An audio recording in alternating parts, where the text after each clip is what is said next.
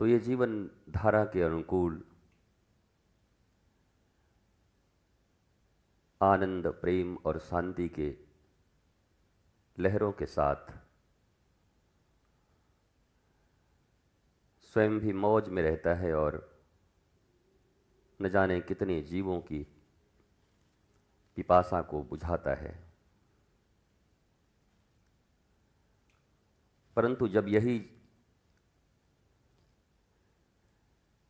जीवन अज्ञानता, अबुद्धता और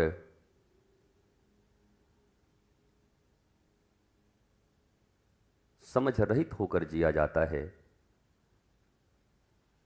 तो हर क्षण संघर्ष, बाधा, दुख, तकलीफें, दुश्चिंताएं, ये सब घेरी रहती है।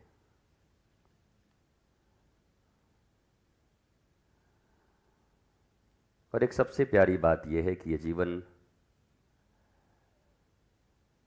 छोटा है।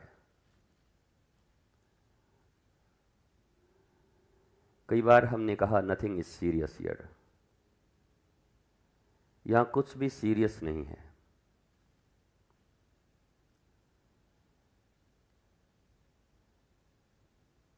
एक सुशृंखल होने का आनंद, मर्यादित जीवन, आनंदित जीवन, इसे अपने विचारों से ही नियोजित किया जा सकता है।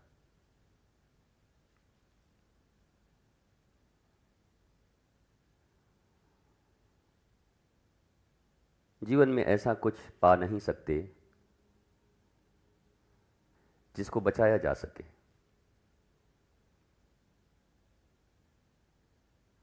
और जीवन में ऐसा कुछ खो नहीं सकते जिसे मृत्यु छीन नहीं सकती। तो फिर सीरियसनेस है ही कहां?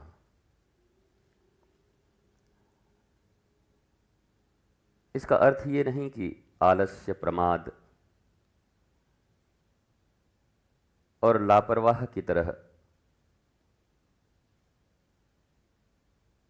अगर आलस्य, प्रमाद और लापरवाही में स्वयं आनंद प्राप्त होता हो तो वो भी सही है, पर उसमें ध्यान ये रखना होता है कि उसके विक्टिम अन्य कोई और न हो। हम आनंदित रहें, पर हमारी विशृंखलताओं के कारण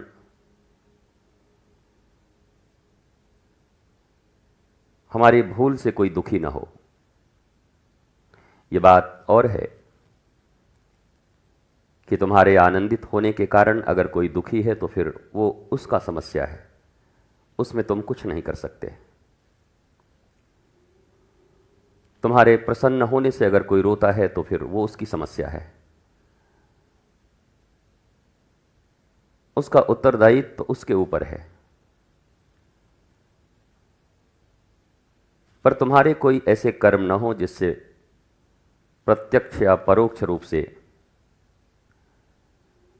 किसी के जीवन में कोई बाधा उत्पन्न हो, उन्हें कोई कष्ट हो। अगर तुम सत्य के मार्ग पर हो, धर्म के मार्ग पर हो, उसके बाद भी तुमसे कोई दुखी है तो फिर वो उसकी मर्जी, वो उसके प्रारब्ध, उसकी नासमझी और उसके कर्म। पर तुम्हारा जीवन सुशृंखल हो, मर्यादित हो। जो कुछ करो अपने आनंद के लिए करो।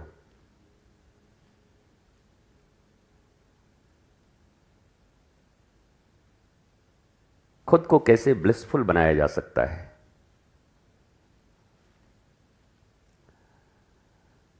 वस्तुओं से और व्यक्तियों से प्राप्त ब्लिसफुलनेस नहीं होती, प्लेजर होता है और वो क्षणिक होता है। पर जो तुम्हारी समझ, तुम्हारी ज्ञान, तुम्हारी प्रबुद्धता के कारण तुम्हें ब्लिसफुलनेस आती है, वो रियल होती है, वो टिकती है।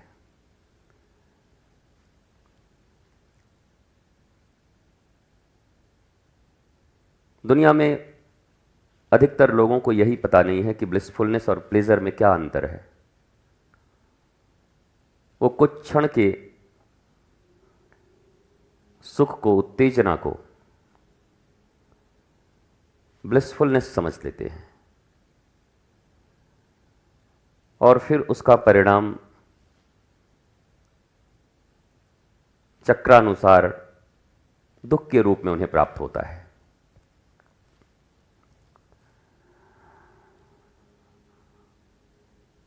तुम्हारा जीवन बड़ा दुर्लभ है।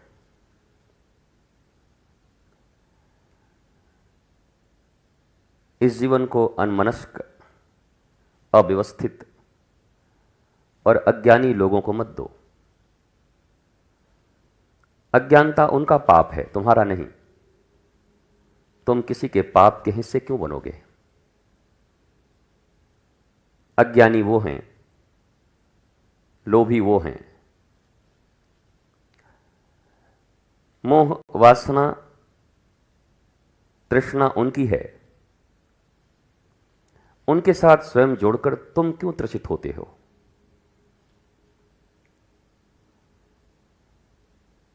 तुम्हें तो संबंध केवल ज्ञान के साथ करना है।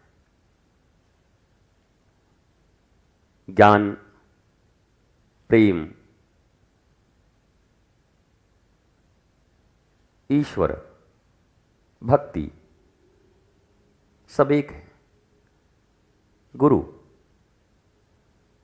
इनमें कोई अलगाव नहीं है। भक्तमाल कहती है, भक्ति भक्त भगवंत गुरु, चतुर नाम वपु एक। पर ये चतुर नहीं, ये द्वादश भी हो सकते हैं। नाम अलग अलग, ये 12 भी हो सकता है, 20 भी हो सकता है। प्रेम भी वही है, सत्य भी वही है, न्याय भी वही है, करुणा भी वही है, दया भी वही है, क्षमा भी वही है, धृति भी वही है, श्रद्धा भी वही है।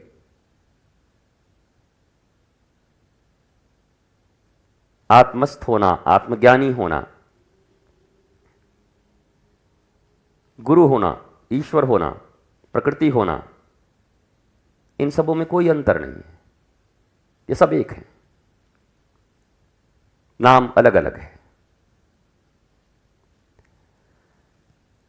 इन सब का लक्ष्य यही है कि तुम स्वयं को जान सको।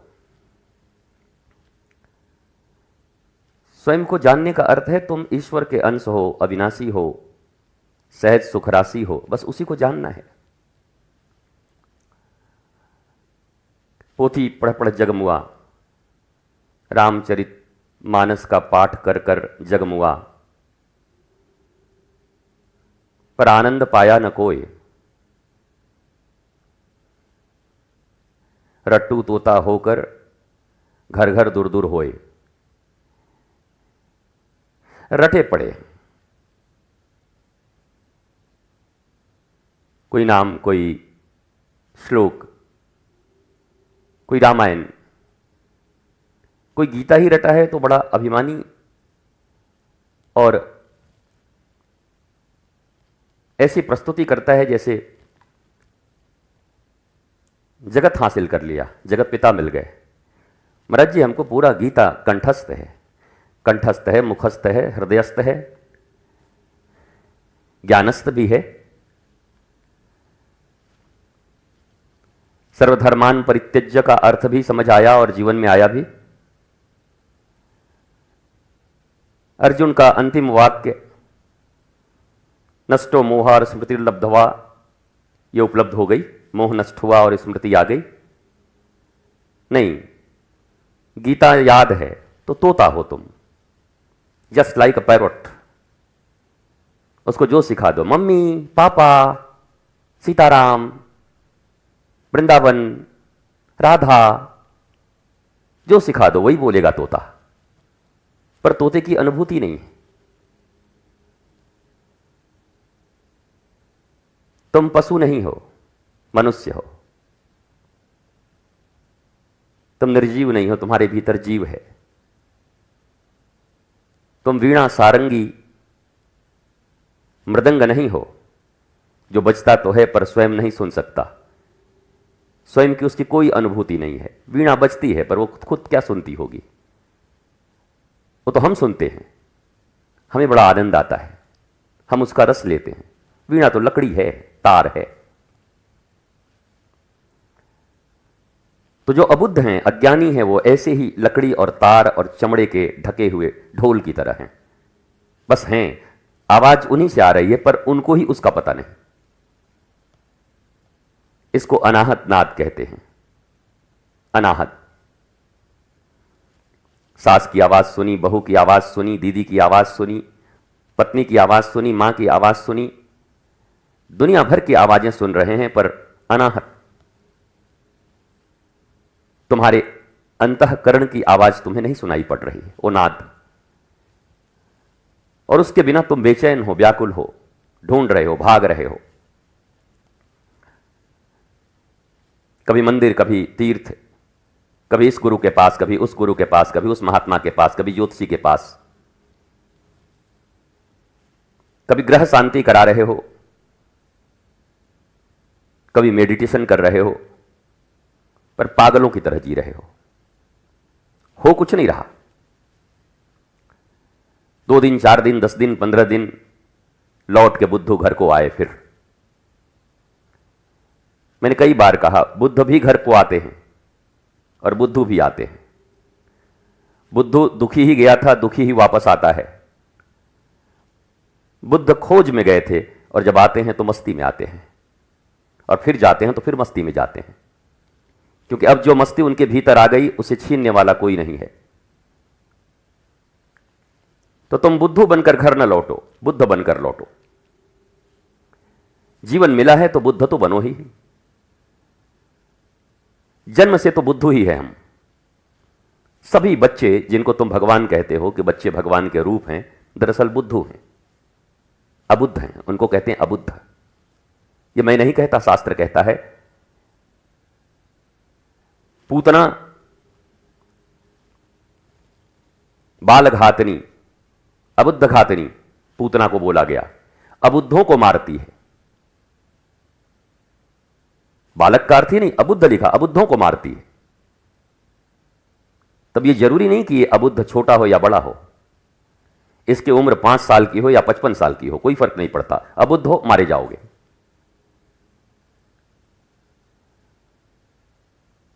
बुद्ध होना हमारी नियति है।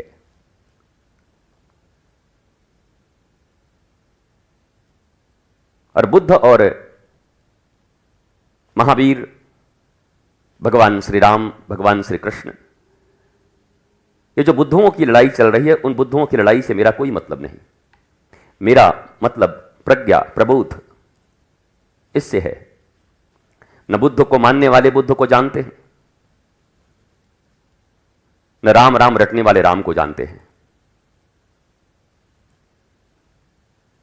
कृष्ण कृष्ण कह के कृष्ण की जीवन के अनंत आयाम को समझने वाला कौन है?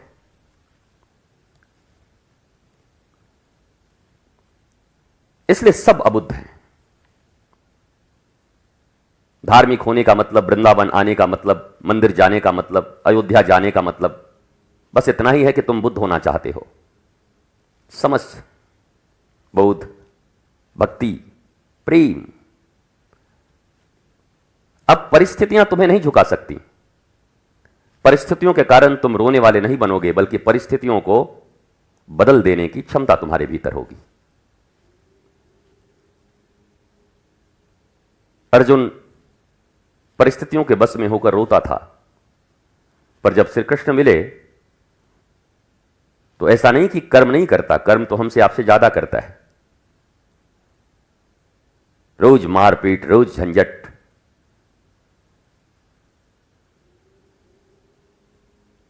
पर साथ में एक बुद्ध पुरुष है, कृष्ण है, और अर्जुन ट्यून्ड है उनके साथ। तो दुनिया को उनकी निगाहों से देखता है। और करत करत अभ्यास जड़मति होत सुजान, रसरी आवत जात सिल पर परत निशान। नारायण और नर की जोड़ी है। और जैसे रामचरितमानस कहता है कि जानत तुम्ही तुम्ही होई जाई, तो अर्जुन उनको जानते जानते जानते एक दिन वही हो गया, तुम भी हो जाओगे। और जितने भी शुद्ध बुद्ध चैतन्य महापुरुष हैं, ऋषि हैं, वो सब वही हो गए। अंश थे, अंशी को जाना और अंशी में मेल्ट हो गए, एक हो गए। बस अब उनमें क्षुद्रता न रही, संकीर्णता न रहा, कंजर्वेटिव न रहे। वो छोटी छोटी खुशियों के लिए मर नहीं रहे और छोटे छोटे दुखों से रो नहीं रहे, बल्कि एक विराट पूरे अस्तित्व के साथ एक हो गए।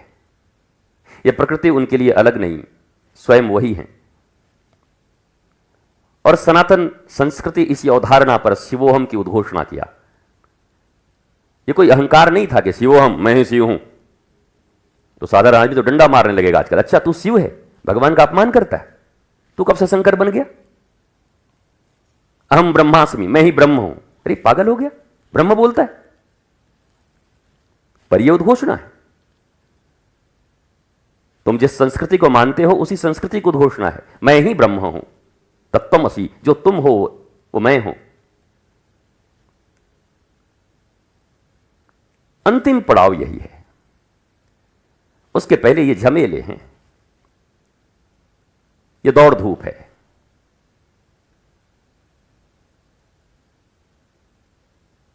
ये उपभोक्तावाद और बाजारवाद की एक कड़ी है। भले ही तुम धार्मिक कहो अपने आप को, पर बाजार में ही घूम रहे हो। शराब के मार्केट में न घूमकर, कपड़ों के मार्केट में न घूमकर, कहीं मूर्तियों के मार्केट में घूम रहे हो कि कहीं कोई अच्छा लग जाए। बात तो अच्छा ही लगने की है बस।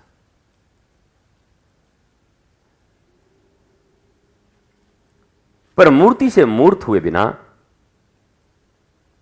इस 70-80 साल के जीवन में तुम कभी भी बोधवान नहीं होगे। अंतिम लक्ष्य तुम्हारा वही है। पर अंतिम लक्ष्य केवल सोचने से प्राप्त नहीं होता, उसके अनुरूप कर्म करने होते हैं। श्री कृष्ण के मिलने के बाद भी ऐसा नहीं कि अर्जुन ऐसे ही जीत गया और दुर्योधन लोग हार गए। अरे कृष्ण मिल गए अब क्या है? नहीं नहीं, रोज लड़ाई करनी पड़ती, रोज छल कपट प्रपंच। पर सत्यबोध के साथ जानकर टिकना कुछ नहीं। ऐसा कुछ नहीं कमा सकता जो बचेगा, और ऐसा मैं कुछ नहीं गंवा सकता जिसको मृत्यु के बाद मुझे गंवाना ना हो। गंवाना तो सब है मुझे। तो ये बोध जैसे जैसे भीतर में गहरी होती जाती है, आदमी कहते हैं अरे आजकल इनका कैसा मन हो गया, ये भगवान की तरफ मुड़ गए, परिवार इत्यादि नहीं देख रहे हैं, हे भगवान कहीं सन्यासी ना हो जाएं। ये मूर्खों की कहावत है। बनने वाला भी मूर्ख और ये घर में जो चिल्ला रहे हैं वो भी मूर्ख।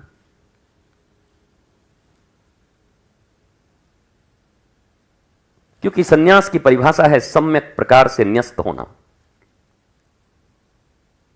सम्यक न्यास, ट्रस्ट, फेथ, विश्वास, संपूर्णता के साथ। गुरु परिपूर्ण समर्पित तू हो जा, धोखा कभी नहीं खा सकता। यही सन्यास है।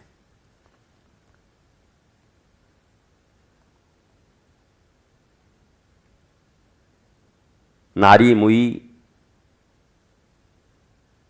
गले लगे फांसी, मूड मुलाए होए सन्यासी, दुखी होकर सन्यासी बनने चले। फिर उससे भी बड़ा कोई सुख मिला तो फिर सन्यास भूल गए। जिंदगी मेरी बन गई, अब मुझे अचानक मुलाकात हो गया, कुछ बाहर आ गई जिंदगी में। अजीब, बाहर नहीं आ गए तुम, बाहर आ गए जिंदगी से, जीवन नहीं जी रहे हो।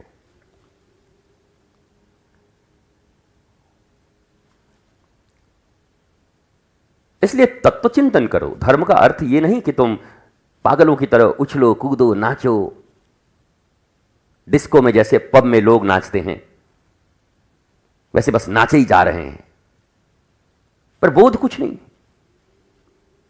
नाच के एक दिन थक गए, जहां नाच रहे थे वहां से निकाल दिया गया तो दुश्मन बन गए उसके। अच्छा, हमको निकाल दिया, इतने दिन हम नाचे थे।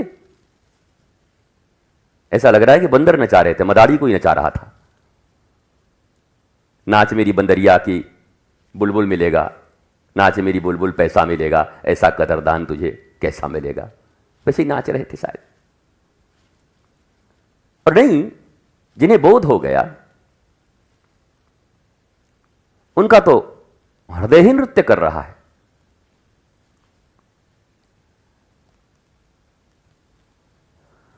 वो आत्मिक रूप से सदा आनंदित आह्लादित रहते हैं और इस शरीर का धर्म समझकर शरीर के कर्म को करते रहते हैं। भगवान श्री कृष्ण ने गीता में कहा कि निज धर्म में मरना श्रेष्ठकर है। अब इसकी कितनी व्याख्याएं, कितनी टीकाएं हुई। कोई निज धर्म माने अपना धर्म ये समझ लिया, कोई वो समझ लिया, कोई वो समझ लिया, कोई वो समझ लिया। पर धर्म बड़ा गूढ़ है। हमने भी कुछ समझा, तुमने भी कुछ समझा होगा, अन्य महात्माओं ने भी कुछ समझा होगा, पर जिससे बात बन जाए वही समझना ठीक है। समझ के अगर बात नहीं बनी तो समझ ठीक नहीं हुई, और समझ से बात बन गई जीवन की तो ठीक समझ गए। निज धर्म,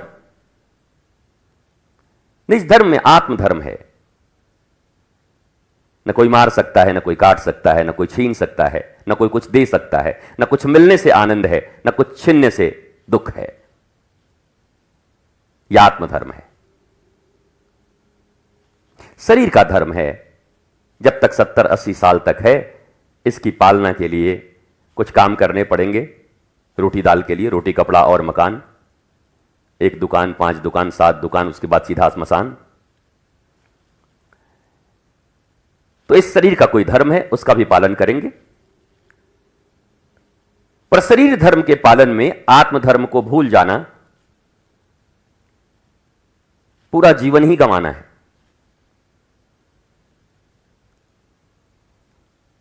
हमारे शास्त्रों में कथा सुनने का अधिकार किनको मिला, तुम्हें पता है? ये सभी मुंह उठाए कथा सुन रहे हैं। आजकल नहीं बोलते कि चले आए मुंह उठा के, हालांकि इस पे मैं हंसता भी हूं। तो मुंह रख के कोई कहां आए भाई, मुंह क्या घर में रख के आ जाऊं?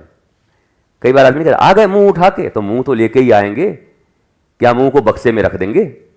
मुंह तो साथ ही चलेगा भाई। कई बार आ गए मुंह उठा के। हमको भी कभी किसी ने बोला था मुंह उठा के आ गए। हम कि क्या तुम अपना मुंह बक्सा में रख के आए हो? मुंह तो तुम्हारा भी लगा है यहीं पर। मुंह तो साथ ही रहेगा, शरीर में सब अटैच है, ठीक ठाक है अभी। तो मुंह उठा के आने का मतलब क्या है?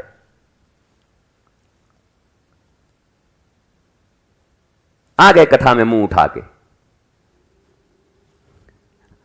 अच्छा, मुंह उठा के ना आए तो कान, फिर मुंह, भाई इसी मुंह में कान है, पूरा ये मामला मूड में, नहीं कान रह जाए वहीं पे। कहने का अर्थ है अगर तत्व ज्ञान है तब लीला का अमृत पान किया जा सकता है। तत्व ज्ञान आधार है। आधार हो तो त्रिभुज, चतुर्भुज, 90 डिग्री के कोण सब बन सकते हैं। आधार ना हो तो कुछ ना बनेगा। आधार चाहिए। बेसलेस नहीं कहते, बेसलेस आदमी है, बेसलेस आदमी, ऋण विहीन आदमी है। थाली का बैगन है, इधर से उधर घूमता रहता है, लोटा, बेसलेस। ये बेसलेस लोग अगर कथा भी सुने तो कोई फर्क नहीं। ये सिनेमा भी जाएं, कथा भी सुने, नाच भी देखें, इनके लिए सब एक है। बेसलेस लोग हैं। पात्रता नहीं है सुनने की,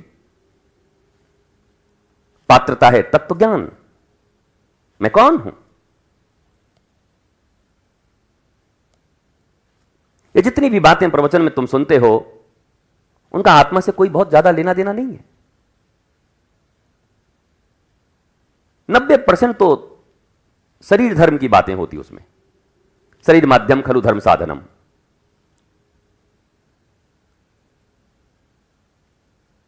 संबंध, गृहस्थी, ये वो, पर तत्व ज्ञान के बिना सब बेकार है। श्री कृष्ण परमात्मा हैं, अपनी इच्छा से वसुदेव देवकी और नंद और यशोदा के घर में आए हैं। इच्छा से, कोई जबरदस्ती नहीं लाया उनको, मजबूरी में नहीं आए। तो यह जानना कि Shri Krishna he is all mighty, आप्त काम पूर्ण काम, उनका कोई काम जगत में बाकी है नहीं।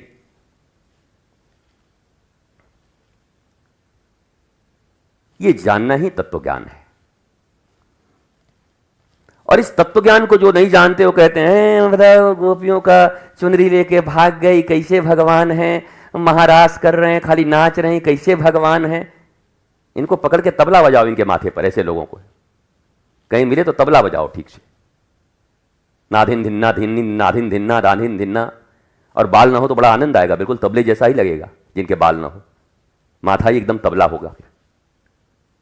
ये तत्व ज्ञान विहीन लोग हैं। तो भगवान की कथा, ऐसे मनुष्यों की कथा, राजा रानियों की कथा, सिनेमा इत्यादि, इसमें इनको कोई अंतर समझ नहीं आता। मूर्खों की भांति दौड़ रहे हैं बस। पर जिन्हें पता है कि सब कारणों के कारण ही श्री कृष्ण हैं, ही इज ऑल माइटी। वो चाहे तो जन्म ले, वो चाहे तो अवतार लें, वो चाहे तो सीधा आ जाएं, वो चाहे तो 100 साल यहां रहें, वो चाहे तो 100 मिनट रहें, उनकी मर्जी। वो चाहे तो राम की तरह एक विवाह करें, उसके बाद वेद विरुद्ध, वैदिक धर्म के विरुद्ध जब उन्हें यज्ञ करने हुए, जब सेतुबंध रामेश्वरम में भगवान शिव की स्थापना करनी हुई, यज्ञ है ये, तो कितना प्रेरणा दिया गया कि अब तो यज्ञ है, आप क्या करेंगे, आपके यहां तो सब मामला चलता ही है। दशरथ जी के भी 3 थे और ऊपर भी सब 2-3 थे ही, आप भी एक और कर लो। भाई पितृकुल से चला आ रहा है, कोई आप नया थोड़ी करने जा रहे हो। तब बहु विवाह होते थे, पर एक पत्नी व्रता श्री राम, नहीं तो नहीं। सोने का बनाना है सोने का बना के रख दो, जो करना है करो, हम तो स्थापना ऐसे ही होगा, जो करना है करो। पर जब श्री कृष्ण आते हैं तो फिर स्वीकार करते हैं। 16,108 कहते हैं लोग, 8 पट्ट महिषियां स्वीकार करते हैं। अगर कोई तत्व न जाने तो इन दोनों में कितना अंतर है।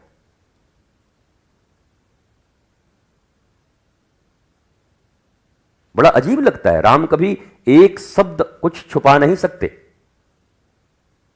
इतनी मर्यादा में। और श्री कृष्ण को कोई मतलब नहीं, 1000 झूठ बोलना पड़े तब भी राजी है। कहां समानता है? अगर इन 2 अवतारों के बीच ही समानता देखो तो कहां है? पर जो मूढ़ लोग होते हैं वो विवेचना भी नहीं करते। नहीं नहीं नहीं, हम क्या बोलें, अब हमको तो कुछ समझ नहीं आता। समझो, युगानुकूल शारीरिक धर्म, युग धर्म के निर्वाह में इस शरीर के द्वारा किए जाने वाले कर्म उतने महत्वपूर्ण नहीं है। उस युग में धर्म की स्थापना के लिए जो जो करना उचित है वो कर रहे हैं।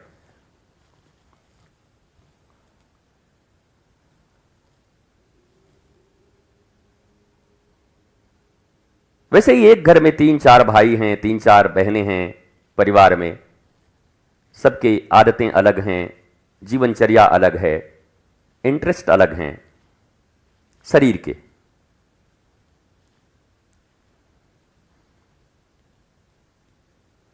पर एक मैंडेटरी कंपलसरी चीज है जीवन में, वो चाहे कोई गोरा हो, काला हो, ठिगना हो, लंबा हो, साइंस पढ़े, आर्ट्स पढ़े, चाहे उसका फुटबॉल में मन लगे, चाहे इसका शतरंज में मन लगे, चाहे इसका धार्मिक किताब में मन लगे, पर एक चीज मैंडेटरी है, क्या? Know your self. तुम हो कौन, ये सबको जानना पड़ेगा। चाहे फुटबॉल खेलो, चाहे चेस खेलो, चाहे नौकरी करो, चाहे व्यापार करो, चाहे एथलीट बनो, ये जानना पड़ेगा, ये मैंडेटरी है। इसके बिना तब तुम कैसे रहोगे? मन कुत्ता दर दर फिरे, दर दर दूर दूर होए। इसके बिना शास्त्र ने कुत्ता ही कहा है। अब मैं दूसरी शब्द कहां से लाऊं खोज के, कैसे सजाऊं इसको? डॉगेश भाई कहूं, आजकल जो रील में देखते हैं डॉगेश भाई, तो उतना तो मैं नहीं सजा सकता। कुत्ता, कुकुर, मन कुत्ता।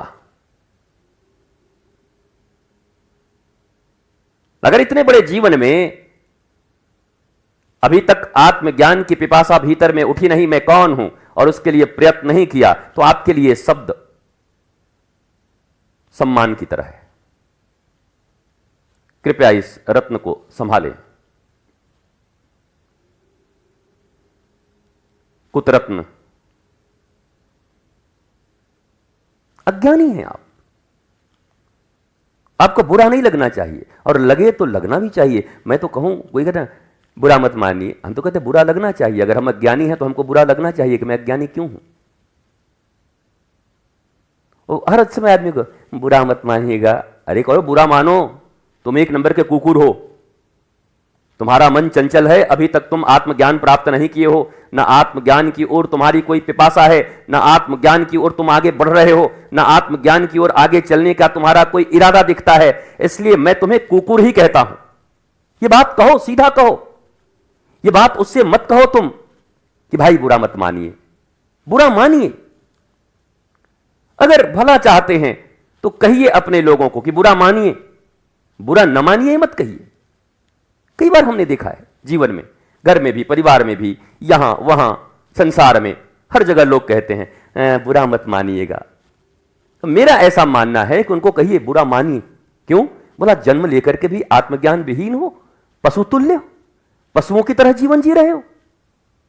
यह बुरा मानने का ही है। पढ़े लिखे लोगों के बीच में कोई अनपढ़ बैठ जाए तो जैसे वो बुरा मानता है हमको कुछ नहीं आता। सुरों के बीच में कोई बेसुरा बैठ जाए तो उसको बड़ी शर्मिंदगी लगती है, यहां सब सुर ताल में है, मैं बेसुरा हूं, बेताला हूं।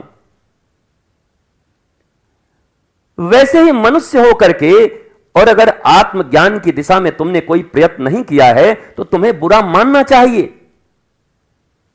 नहीं मान रहे हो बुरा, इससे बुरा और कुछ नहीं। यह समाज की एक अजीब भाषा हो गई। भाई साहब बुरा मत मानिएगा। अबे पूरा बुरा मान, खानदान सहित मान। मान तो शायद किसी दिन आत्मज्ञान हो जाए। पर यहां भी कटसी, यहां भी साधारण सामाजिक जो चर्या होती है उसी तरीके से हम वार्ता करते हैं। हमारे आर्ष ऋषियों ने धिक्कारा है। प्राचीन जब ऋषि युग था उसमें कोई आत्मज्ञान की ओर नहीं बढ़ता था तो उसको धिक्कार देते थे लोग। छी छी छी छी छी, राम राम राम राम राम। उसके चेहरे मोहरे कपड़े से कोई फर्क नहीं पड़ता था। अगर वो व्यक्ति आत्मज्ञान की दिशा में नहीं बढ़ा तो उसको धिक्कार देते थे। धिक्कार।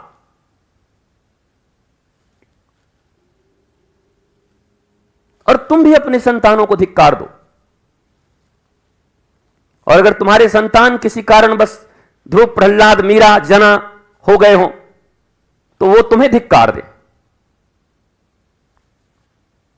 जैसे भीम ने धिक्कार दिया था धृतराष्ट्र को, जब सब मार दिए गए दुर्योधन इत्यादि, तो धृतराष्ट्र ऐसे अंधा बैठ के घर में खूब पाते, युधिष्ठिर खूब ख्याल रखते थे, खूब। तो एक दिन विदुर आए। भीम तो कुछ बोलते ही थे, नाराज रहते ही थे, पर विदुर एक दिन आके कहे कि हे धृतराष्ट्र, तुम में और कुत्ता में कोई अंतर नहीं। बोला, क्या बात करते हो?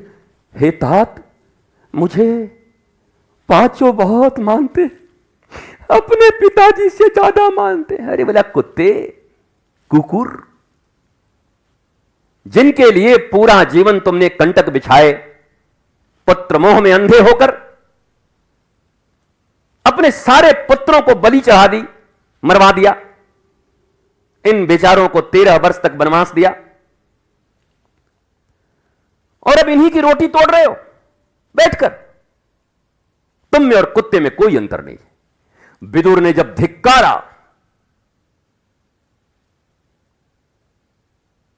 बहुत धिक्कारा, तब कहते हैं भागवत लेकर के अब वन चले गए और दसम स्कंद का पाठ करके श्री कृष्ण में अपनी मति को स्थिर करके ब्रह्मरंध्र से फिर साक्षात कृष्ण में ही मिले जाकर। लेकिन अगर नहीं धिक्कारते विदुर, तो सारा जीवन कुकुर की तरह रहे थे, अंतिम में भी कुत्ते की तरह मर जाते, उन्हीं पांडवों का भोजन करते करते। इस संसार में तुमने कितने रुपए कमाए, कौन सा पद कमाया, कितनी सुंदरता, ये सामाजिक प्रतिष्ठा इत्यादि कमाए, ये सब जीरो हैं। जीरो मतलब जीरो। क्योंकि अगर आत्मज्ञान नहीं हुआ तो ये तीर्थ इत्यादि, जैसे मैं कहता हूं, आजकल बड़ा वायरल चल रहा है, जब मैं ऐसे ऐसे करता हूं कि माथा में राधे, यहां राधा, यहां ठोका, यहां पीटा, यहां छपवाया, पूरा राधा राधा छाप लिया, घूम जा रहे हैं वृंदावन में छाप के। क्या है, क्या है ये?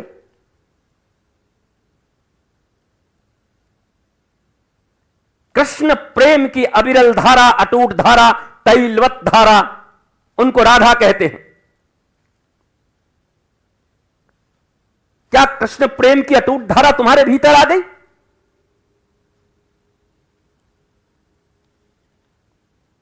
ये तो फिर वही हो गया जैसे कबीर और रहीम इत्यादि कहा करते थे, जल में रहने से मिलते भगवान तो पहले मछली को मिलते, हवा में उड़ने से मिलते तो पंछियों को मिल जाते, कलाबाजी करने से मिलते तो पहले बंदर को मिल जाते। अब सब बंदर हनुमान जी थोड़ी हैं, है? बंदर देखते ही लोग कहते हैं हनुमान जी आ गए। ये तो ऐसा हो गया कि फिर रावण भी तो मनुष्य के ही रूप में आया था, असुर था, असुर। असुर का मतलब ये नहीं कि कोई सिंह थे, पूंछ थे, ही हा करते आ रहा था जैसे ये रामानंद सागर इत्यादि दिखा रहे हैं। वो बिल्कुल हमारी तुम्हारी तरह एक सामान्य मनुष्य, पुलस्त कुल का नाती, असुर। बस उसके जीवन का सुर मिट गया, राग मिट गए, अनुराग मिट गया ईश्वर का, आत्म तत्व से परिचित नहीं हुआ, इसलिए असुर और राक्षस हो गया।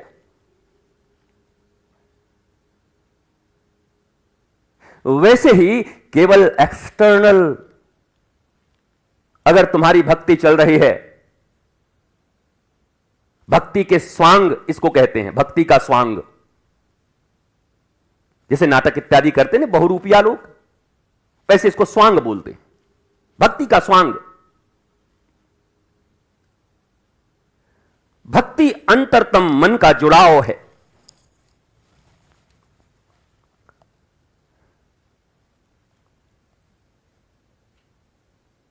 जैसे अर्जुन ने युद्ध की भूमि पर आत्मज्ञान प्राप्त कर लिया,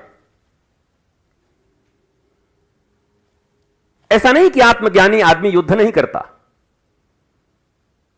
आत्मज्ञानी क्या भगवान ही सीधे आके युद्ध कर रहे हैं, राम। अर्जुन ने आत्मज्ञान प्राप्त किया, पर अब शरीर का जो धर्म है उसका निर्वाह कर रहे हैं, इसको निज धर्म कहते हैं। ये भारतवर्ष के कुछ मूर्खों ने जातियों को समझ लिया निज धर्म, निठल्ले, दो कौड़ी के लोग जिनको कोई मतलब नहीं धर्म से न बोध से, ये निज धर्म में जीना बड़ा। व्हाट इज योर निज धर्म? स्पेसीज, इंग्लिश में मनुष्य को कहते हैं ह्यूमन स्पेसीज। मनुष्य ही एक जाति है, फिर प्रजाति।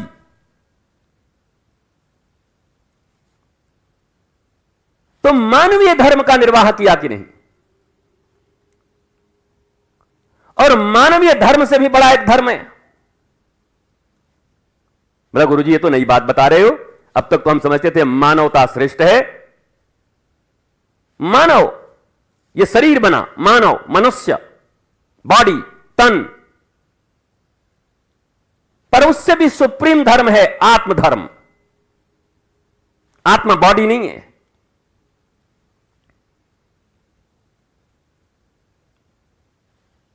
इट मे बी पॉसिबल कि आप मानव हो सकते हैं। सुबह उठ के उनको प्रणाम किया, उनसे राम राम किया, वहां कमाए, वहां खाए, वहां मिले, वहां मुस्कुराए, मानव। लेकिन तुम ईश्वर अंश होकर आए। भगवान ने कहा मम एवांश जीव लोके जीव भूत सनातन, ये मेरा अंश है। पर तुमने गद्दारी कर दी यहां भगवान के साथ, ईश्वर के साथ, अपना जन्म बिगाड़ दिया। ये अच्छे और बुरे की परिभाषा समाज में अजीब है। कोई थोड़ा सुंदर दिखा, पहना, कपड़ा उपड़ा इधर उधर निकला, दो चार लोगों को रोटी किसी ने दे दिया, और जाको चिड़िया को एक बार चावल दे दिया, और कुत्ते को एक रोटी खिला दिया, और वहां निकल करके काली गाय को केला खिला दिया, और फिर वहां निकल कर मछली को आटा खिला दिया। बड़े धर्मात्मा है। अरे खाक धर्मात्मा है, मूर्खानंद सरस्वती। ऐसे करने वाले आदमी भी महाज्ञानी, घोर तिमिर में जीने वाले हैं, महाजड़। और फिर इन्हीं सबको अगर आप धर्म कहते हैं तो आपने सैकड़ों नहीं हजारों लाखों ऐसे व्यक्ति देखे होंगे जीवन में जो प्रातः उठते हैं, पूजन करते हैं, धर्म करते हैं, दान करते हैं, चिड़ियां खिलाते हैं, और फिर दिन रात गरीबों का खून पीते हैं। यहां से लूटो, वहां से कमाओ, वहां से छीनो, उसका हक मारो, उसका हिस्सा लो, और चिड़ियां खिला रहे हो, और मछली को आटा दे रहे हो, और धर्मात्मा का बोर्ड लगाए घूम रहे हो, मैं धर्मात्मा हूं। यह धर्म है?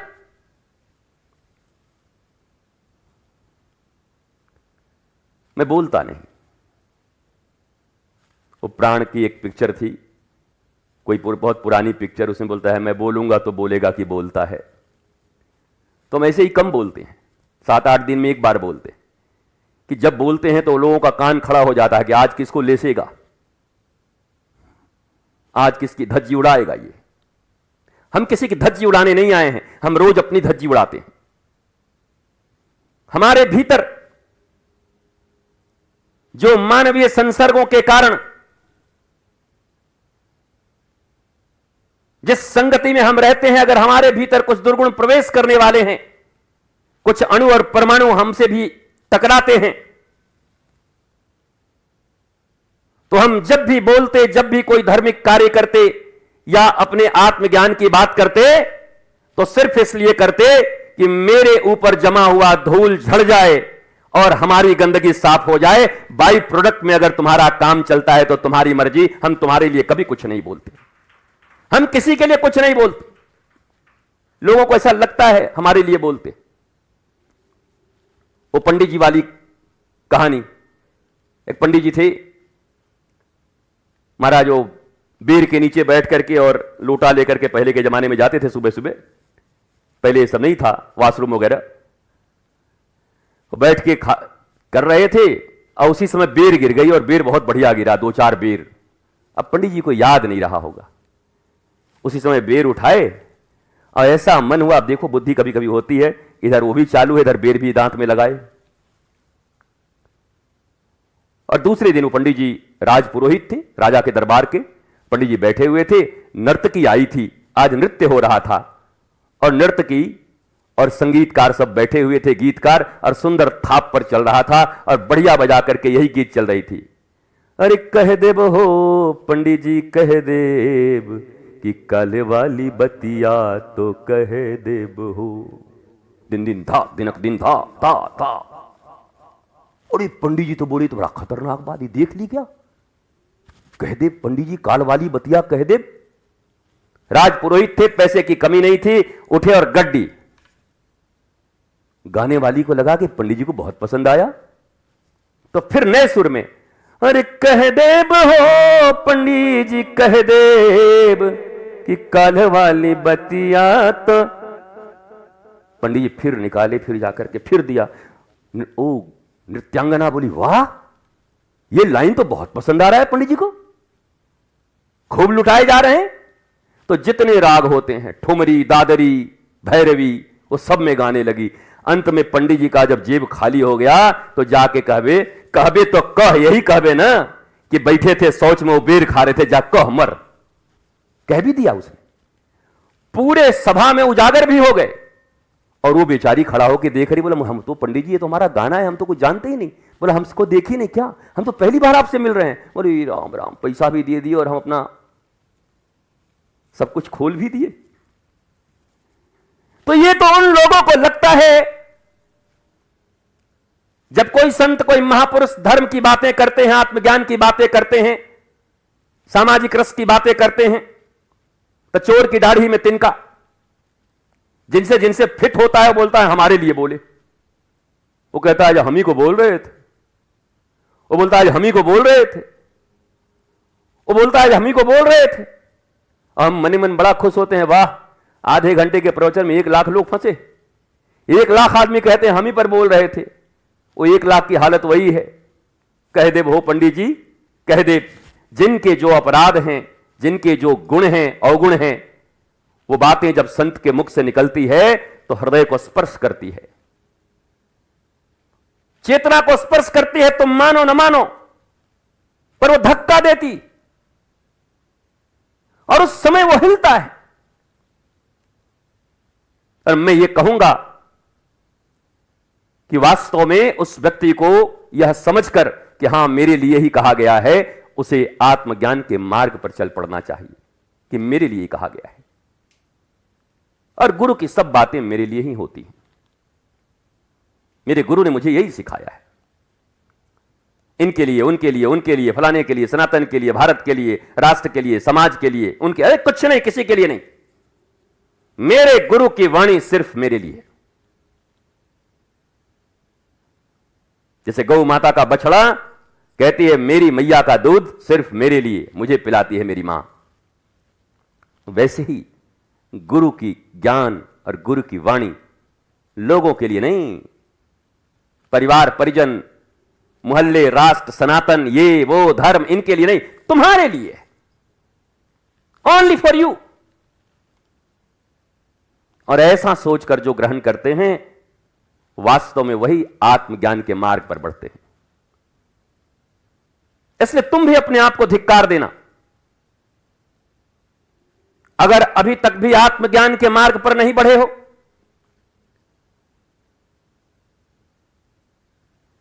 जीवन के तार धीरे धीरे धीरे धीरे पतले होते जा रहे हैं, आयुष्य कम हो रही है, श्वासें गिनी हुई मिली हैं, धड़कन गिलकर मिला है, उस गिनती से एक ज्यादा धड़कन नहीं होगी, कितना भी पंपिंग करोगे वो सब गिना हुआ है।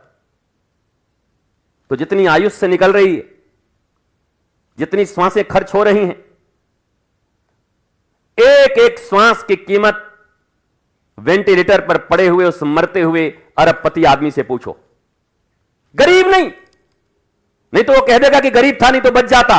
अरबपति, द मोस्ट पावरफुल, इस दुनिया का सबसे पावरफुल आदमी भी इस दुनिया के सबसे बड़े हॉस्पिटल में जब अंतिम सांसें गिन रहा होता है तो उससे पूछो कि एक सांस की कीमत क्या होती है। भरी जवानी में, ऐसे नहीं कि मृत्यु आने के बाद ही 80 साल के बाद, भरी जवानी में मर रहे हैं, खरबों रुपए, चांद बुक कर लिया है पूरा, चांद पर कॉलोनी काट रहे हैं, पर एक सांस नहीं ले पा रहे हैं। तो ये सांसें बड़ी कीमती हैं। इन सांसों को मृत्यु के एक झटके में जो सब कुछ छिन जाने वाली है। तुम्हारा मान भी होगा तो छिन जाएगा, अपमान भी होगा तो छिन जाएगा, तुम्हारी वस्तुएं छिन जाएंगी, अपने पराये दोनों छिन जाएंगे, शत्रु और मित्र दोनों छिन जाएंगे एक साथ। न शत्रु बचेगा न मित्र तुम्हारे लिए कोई बचेगा, क्योंकि तुम न रहोगे। इतनी कीमती तुम्हारी श्वासें हैं। अगर इन कीमती श्वासों को एक क्षण भी आत्मज्ञान के लिए प्रयत्न किए बिना लगाते हो तो समझ लो इतनी मूल्यवान हीरा कहना भी खराब लगता है। हीरे की क्या कीमत है? हीरा भी तो एक धातु है, कांच भी एक धातु है। ऐसा तो नहीं कि हीरा खा के आदमी बचता है और कांच नहीं खाता, बल्कि हीरा खाए तो और मर जाए। तो हीरे की भी क्या कीमत है? जड़ की कोई कीमत नहीं हो सकती, कीमत चैतन्य की है। ये जड़ों की कीमत तो तुमने बनाई है। किसी को सोना कहा, किसी को पीतल। आज पूरा वर्ल्ड ऑर्डर ये मिलकर घोषणा कर दे कि गोल्ड को एल्यूमिनियम घोषित किया जाता है और एल्यूमिनियम को गोल्ड, तो फिर एल्यूमिनियम की कीमत वो हो जाएगी और गोल्ड एल्यूमिनियम बन जाएगा। ये तो तुम्हारी मान्यताएं हैं, धारणाएं हैं। तुम जो बना दो, बढ़ा दो, घटा दो, करोड़ रुपए कर दो, 1 रुपए कर दो कीमत। ये सब मार्केट है, बाजार है, उपभोक्तावाद है, शोषण है, जीवन का शोषण है। हम वंचित हैं। लोग कहते हैं हम शोषितों और वंचितों की सेवा करेंगे। अरे जरा अपनी जुबान पर लगाम रखो। इस दुनिया के सबसे बड़े शोषित और वंचित तुम हो। इस दुनिया की ठगनी माया ने तुम्हारा शोषण कर लिया, तुम्हें आत्मज्ञानी नहीं होने दिया। तुमसे बड़ा शोषित कौन? इस दुनिया के ठगनी माया ने, झूठे प्रतिष्ठा ने तुम्हें वंचित कर दिया आत्मज्ञान से। तुमसे बड़ा वंचित कौन? और उस सम्राट के पुत्र होकर भी गरीब रह गए, शरीर पोसते रह गए, शरीर की पद, शरीर की प्रतिष्ठा, शरीर के कपड़े, इन पर जीते रह गए। तुमसे बड़ा गरीब कौन? आत्मधन नहीं मिला तुम्हें, संतोष धन नहीं मिला तुम्हें। इसलिए जीवन का प्रत्येक श्वास ये समुद्र की लहरों की तरह सब कुछ चलते रहेंगे। इन्हें देखकर मत घबराओ। मैं पुरी के समुद्र में खड़ा था एक बार, हमारे गुरु। तो हमारा पहला समुद्र का जाना हुआ। तो एक बार 2 बार में वो थोड़ा पानी वानी पी गए। तो गुरुदेव ने कहा इधर आ, लहरों से लड़ मत, लहरों की सवारी कर। हम कहे लहरों की सवारी? बोला हाँ। फिर गुरुदेव स्वयं गए और जैसे ही लहर आई तो पंजों के बल पर उस समय शरीर को कैसे उछाल देना है, उसको लहरों की सवारी कहते हैं। और कभी ना आता तो हमारे कहने पे मत करना, डूब डाब के मर जाओगे तो फिर हमें कहोगे गुरु जी ने कहा था। हमको तो हमारे गुरु ने लहरों पे सवारी करना सिखाया। टाइमिंग, जैसे क्रिकेट की टाइमिंग होती है, तेंदुलकर की टाइमिंग में 0.0001 सेकेंड का भी मिस टाइम्ड हुआ तो कैच आउट, बोल्ड, और टाइमिंग ठीक रही तो 6। तो उन्होंने टाइमिंग सिखाई, लहरों पे सवारी करना सिखाया। ये जीवन के जितने भी घात प्रतिघात हैं, अपने पराये, जिन्हें तुम कर्म और धर्म कहते हो, ये सब लहर हैं। लहरों से लड़ना मत, इनकी सवारी करो। राजा सवारी करते हैं हाथियों की, घोड़े की। वो चराते नहीं, घूमते नहीं, सवार बनो। शरीर की कीमत शरीर तक रहने दो, मन की कीमत मन तक रहने दो। इंद्रियों की कीमत नहीं है ऐसी बात नहीं, इंद्रियों की बड़ी कीमत है। इंद्रियां धोखा दे दें, नासिका धोखा दे दे तो पता ही नहीं चलेगा गुलाब आ रहा है कि मल आ रहे हैं। जीभ न हो तो पता ही नहीं चलेगा सडरस नौरस क्या खा रहे हैं। कान न हो तो बस सीताराम। ये इंद्रियां भी बड़ी कीमती हैं, पर कितनी कीमती हैं? आत्मा से ज्यादा कीमती नहीं। ये इंद्रियां मिली हैं आत्मा तक पहुंचने के लिए। बस हमने एक ही भूल किया, मालिक को नौकर समझा और नौकर को मालिक समझा। बस ये तन, ये इंद्रियां हमारे लिए मालिक बन गई और आत्मा हमारा नौकर बन गया। मेरा बस एक ही रिक्वेस्ट है आप सबसे कि आप सब आत्मा को मालिक मानिए, मतलब ज्ञान को, नॉलेज। थोड़े अंग्रेजी बोलते हो ना, आत्मा बोलूंगा समझ नहीं आएगा। What do you mean by आत्मा? Knowledge, be knowledgeful.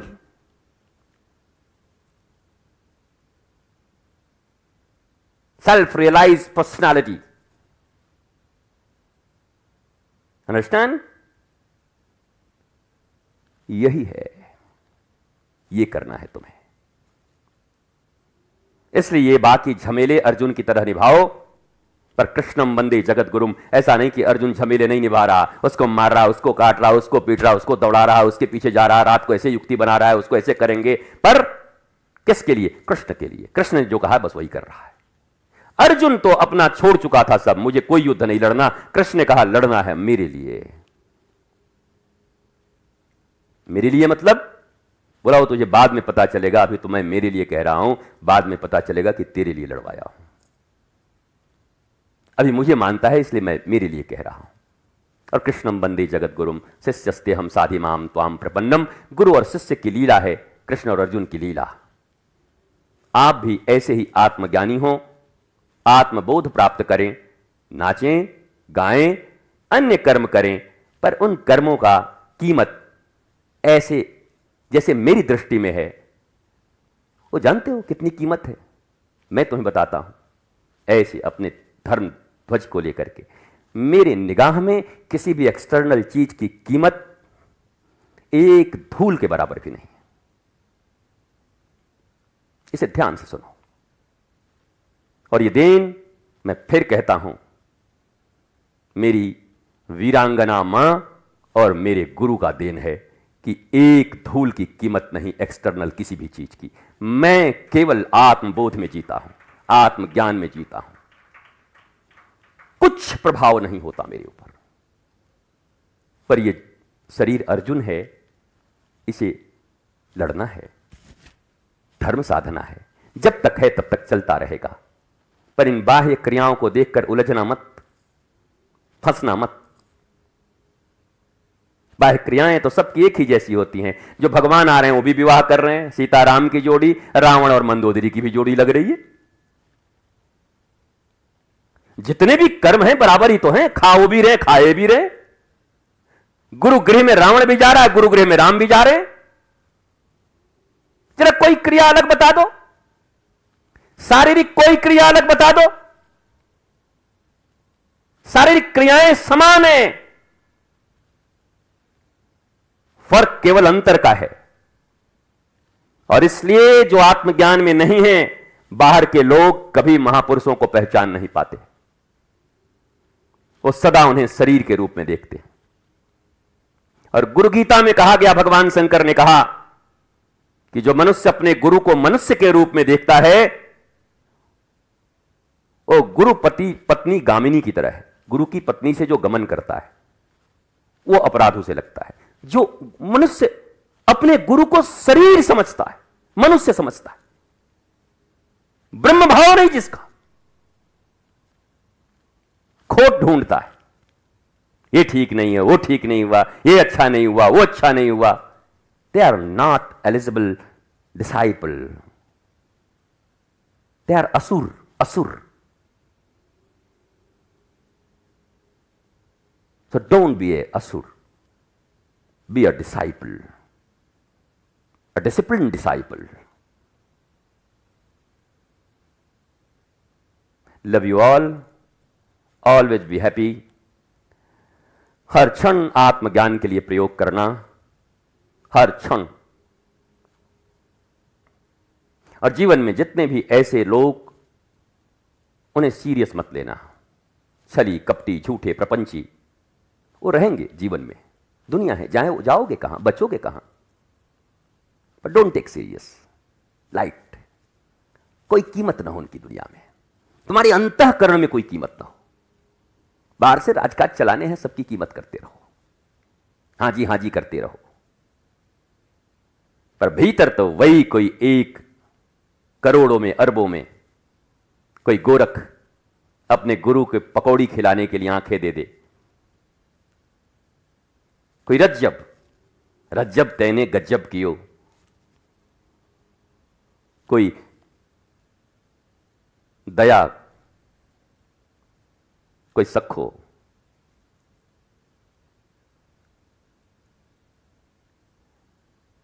ये बनना, ये तुम्हें आनंद देगा। स्टिल्थ, बुलेट प्रूफ जिसे कहते हैं ना, बुलेट प्रूफ रहोगे।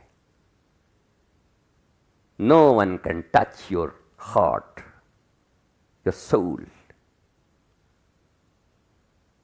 सब कुछ एक्सटर्नल होता रहेगा और भीतर से तुम सत्यम शिवम सुंदरम की तरह, शिव ही सत्य है, सत्य ही शिव है, शांत धीर गंभीर होकर बैठे रहना। मस्त रहिए, स्वस्थ रहिए, आनंदित रहिए।